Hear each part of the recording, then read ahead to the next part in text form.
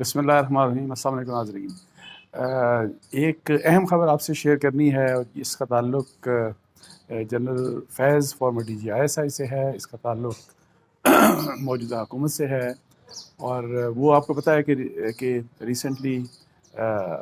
मरीम नवाज़ साहिबा ने जनरल फैज़ साहब की कोर्ट मार्शल का मतलब है कि डिमांड किया। उन्होंने कहा कि उनका कोर्ट मार्शल होना चाहिए और उसी के साथ साथ फिर 2 दिन पहले इंटीरियर मिनिस्टर राना असानाउल्लाह साहब का ये कहना था कि जनरल फैज़ साहब के मतलब कोई इंक्वायरी हो रही है, लेकिन उन्होंने ये नहीं बताया कि इंक्वायरी कौन सी है, कौन इंक्वायरी कर रहा है। लेकिन उन्होंने ये कहा कि जब इसका कुछ नतीजा निकला, कुछ चीज़ सामने आई तो फिर सबको पता लग जाएगा। अच्छा, इसके ऊपर ज़ाहिर है मैंने चेक किया कि देखा जाए कि क्या किस किस्म की कहीं कोई चीज़ मूव हुई हो, कोई किसी किस्म की डेवलपमेंट हुई हो। तो इसमें एक इम्पॉर्टेंट ख़बर जो मुझे पता लगी वो ये था कि चंद हफ़्ते पहले मतलब कुछ हफ़्ते पहले नैब को एक दरख्वास्त मौसूल हुई थी और जिस दरख्वास्त में जो कि इन्हीं के मतलब इनके जो मुबैना एसेट्स हैं इनके बारे में, जो जनरल फैज़ साहब के जो एसेट्स हैं उनके मतलब एक कंप्लेंट थी जिसमें जो FBI में जितना भी उनका इनकम टैक्स का रिकॉर्ड होता है, आपको पता है कि जो इनकम टैक्स का रिकॉर्ड होता है उसमें वेल्थ स्टेटमेंट भी होती है कि जी जो शख्स जो है वो फाइल कर रहा है इनकम टैक्स और वेल्थ स्टेटमेंट कि उसने कितना पैसा उसका है, कितना उसके पास जायदाद है, व्हाटएवर जो भी कुछ होता है। आपको पता है किस तरह का जो पैसे से जो जो पैसा और जो प्रॉपर्टीज़ होती हैं वो सारी की सारी उसमें डिक्लेयर्ड होती हैं। तो और ज़ाहिर है करनी चाहिए डिक्लेयर उसमें जो आपके इनकम टैक्स रिटर्न्स होते हैं। तो एक तो ये कि जी जितना भी उनका रिकॉर्ड था उस फाइल में, जो फाइल मौसूल हुई थी नैब को, तो उसमें वो तमाम के तमाम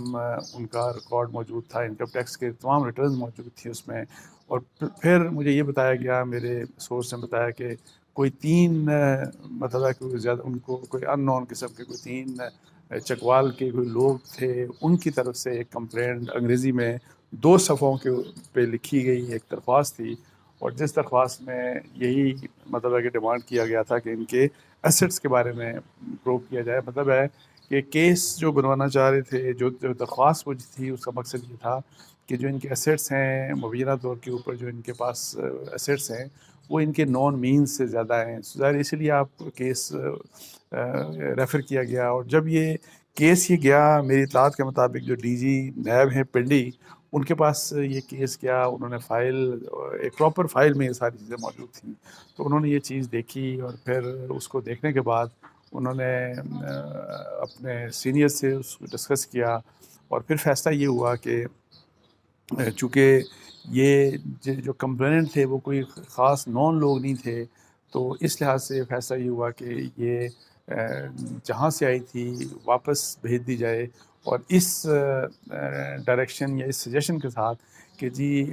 कंप्लेंट अगर आनी चाहिए तो फिर ये जो भी कंसर्न अथॉरिटीज़ हैं उनकी तरफ से ये कंप्लेंट आनी चाहिए और जिसके बिना के ऊपर वो नैब जो है वो ये प्रूव कर सकता है। तो अब ये है कि जी ये मैं बात बता रहा हूँ आपको कि ये चंद हफ्ते पहले की बात है। अब ज़ाहिर है इसी दौरान अब आपको पता है कि जो लास्ट वीक जो DG नैब सॉरी नैब के जो चेयरमैन हैं वो नए अपॉइंट हो गए हैं, वो एक लेफ्टिनेंट जनरल रिटायर्ड हैं, उनकी अपॉइंटमेंट हो चुकी है। अब देखना ये है कि क्या दोबारा यही केस दोबारा रेफ़र होगा इनको, नैब के पास दोबारा आएगा और फिर इसके ऊपर ये जो नैब के चेयरमैन हैं और अभी जो नैब की नई मैनेजमेंट है ये क्या फ़ैसला करती है। तो अब ये है कि अदरवाइज़ तो आपको पता है कि जिस किस्म के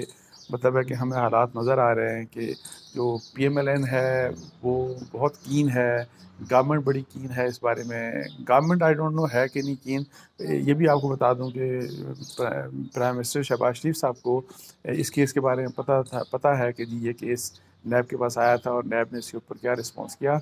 तो आई एम नॉट श्योर कि प्राइम मिनिस्टर इंटरेस्टेड है कि नहीं, लेकिन PMLN और मरीम नवाज़ साहिबा बहुत इंटरेस्टेड है इस केस में कि इनके बारे में मतलब है कि केस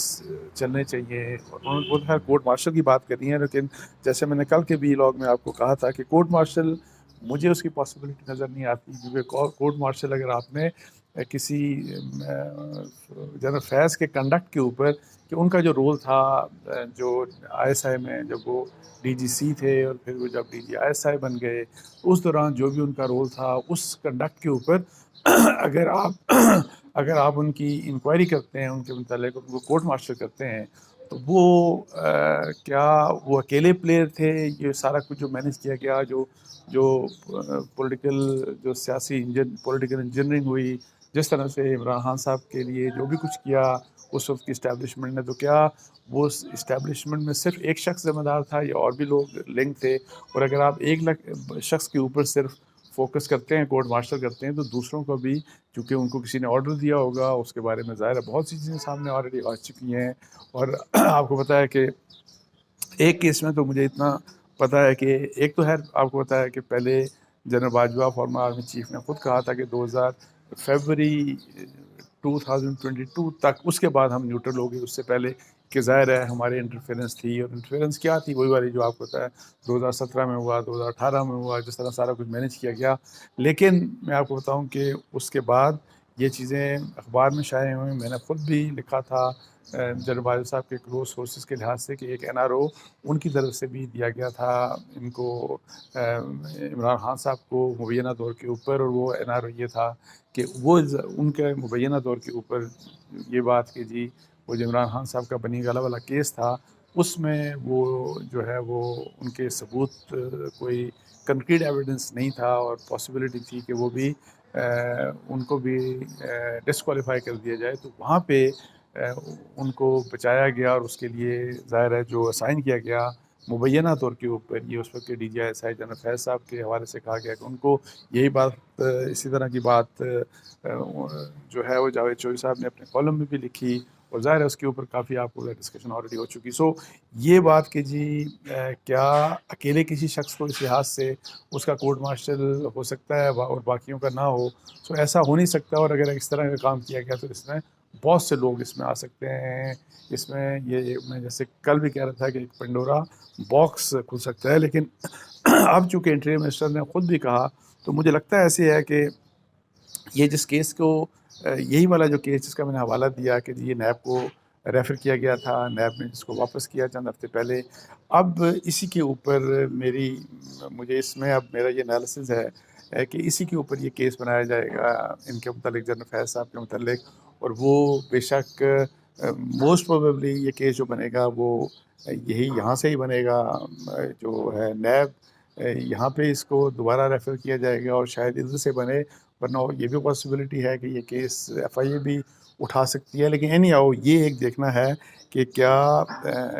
ये मसला किस वक्त की बात सामने आती है। लेकिन एक बात कि अगर इन जो पीडीएम है, और ख़ास तौर के ऊपर पीडीएम के ज़ाहिर ज़्यादातर मतलब मौलाना फजल रहमान को भी देख लें, पाकिस्तान पीस पार्टी को भी देख लें, इनको भी देख लें, ख़ास तौर के ऊपर PMLN बहुत ज़्यादा जनरल फैज़ के अगेंस्ट है। तो अगर आपको ये चीज़ नज़र आती है, तो मुझे एक बात जो एक असेसमेंट है कि मेरा नहीं ख्याल कि जो इस्टेब्लिशमेंट है उनकी शायद कोई हमदर्दी होगी जनरल फैज़ साहब के लिए। यानी मेरा नहीं ख्याल, जो मुझे इस तरह की चीज़ कोई नज़र नहीं आती। लेकिन इसके साथ साथ एक और आपको बात बताऊँ कि कल छोटी सी बात करके कि कल इमरान खान साहब का भी एक लेटेस्ट इंटरव्यू आया। उनका इंटरव्यू एक मेरा BBC के साथ इंटरव्यू था, और उसमें उन्होंने ये बात की कि मुझे इस्टेब्लिशमेंट की ज़रूरत नहीं है, मुझे बैसाखियों की ज़रूरत नहीं है, मुझे इस्टेब्लिशमेंट की ज़रूरत नहीं है, बिकॉज़ अब अवाम मेरे साथ खड़े हैं। और ये कि जी उन्होंने इस बात को डिनाई किया कि जी आर्मी चीफ़ और कि आर्मी चीफ़ या शहबाज शरीफ को मैंने मुज़ाकरात की दावत दी। उन्होंने इस बात को उन्होंने टोटली डिनाई किया कि मैंने इस तरह की बात नहीं की। हालांकि एक बात ये है कि वो ख़ुद ही पहले भी कह चुके हैं अभी, और बहुत पहले भी, अभी भी कुछ दिन पहले भी कह चुके हैं कि अगर कोई मिलना ही ना चाहे तो मैं क्या करूं। और वो ये कि जी आर्मी चीफ़ से ज़ाहिर है वो बात करना चाहते हैं, उनसे मिलना चाहते हैं, उनसे ये तो उन्होंने ख़ुद अभी 4-5 दिन पहले भी ये बात की। तो ये एक बात, और फिर ये बात करते हुए मैं सिर्फ कंक्लूड करूँगा एक मसले के ऊपर जो बड़ा अहम मसला है कि अभी ये जो 2 दिन पहले जो 8 मार्च को जो रैली निकाली गई पाकिस्तान पीस पार्टी की तरफ से, वहाँ पे ज़ाहिर है मैं आपको बताऊँ कि वहाँ पे सेक्शन 144 इम्पोज़ किया गया, और एक मेरा ख्याल है कि काफ़ी रैली थी, पॉलिटिकल रैली थी, वो निकाल अगर एक एक सियासी पार्टी निकालती है तो उसको निकालने का हक है। तो लेकिन वहाँ पे जिस तरीके से सेक्शन 144 इम्पोज़ किया गया वहाँ की केयर टेकर गवर्नमेंट ने, वो बड़ी ज़्यादती की बात थी और फिर पुलिस के साथ कन्फ्रंटेशन हो गई। इधर से भी जब कन्फ्रंटेशन होती है तो आपको पता है कि दोनों तरफ से पथराव भी होता है, कहीं एक तरफ से शेलिंग होती है, दूसरे से पथराव होता है। ये कहा गया कि पुलिस के लोग भी ज़ख्मी हुए, लेकिन एक शख्स की जान गई, पीटीआई के एक जो जिसका ताल्लुक पीटीआई से था, उस शख्स की जान गई। तो ये एक बड़ा संगीन मामला है और जिसके ऊपर बिल्कुल बड़ी फेयर इन्वेस्टिगेशन होनी चाहिए। अभी ये चीज़ें आ रही हैं कि वहाँ पे एक वीगो या एक गाड़ी कोई ब्लैक कलर की जो डबल कैबिन बल्कि वो गई वहाँ पे, और जो शख्स जिन्होंने उतारा उसी शख्स को जिसकी जिसकी जो जाँ बहक हुआ, और उनको वहाँ पे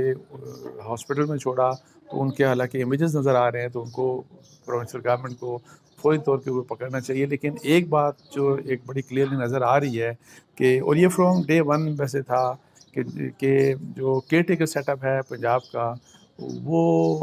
लगता नहीं कि वो एक न्यूट्रल सेटअप है। वो ऐसा ही लगता है कि वो पीएमएलएन की, पीडीएम की एक्सटेंशन है पंजाब में। तो इस लिहाज से जब इलेक्शन होंगे, अब होंगे या 30 को होंगे या नहीं होंगे, या आगे चले जाएंगे इलेक्शन, जब भी होंगे इलेक्शन, तो अगर फ़र्ज़ करें कि उन इलेक्शंस की बुनियाद के ऊपर पीटीआई ये शोर करती है कि इलेक्शंस ठीक नहीं हुए, और ये कि जी न्यूट्रलिटी नहीं थी और इंतज़ामिया है वो पीडीएम के साथ या पीएमएलएन के साथ या पीपल्स पार्टी के साथ मिली हुई थी, तो मैं आपको बताऊं कि उस चीज़ में काफ़ी वज़न होगा। तो इस बात का सबको एहसास होना चाहिए। तो उसके साथ ही मुझे इजाज़त दीजिए। ज़ाकल्लाह, अस्सलाम वालेकुम।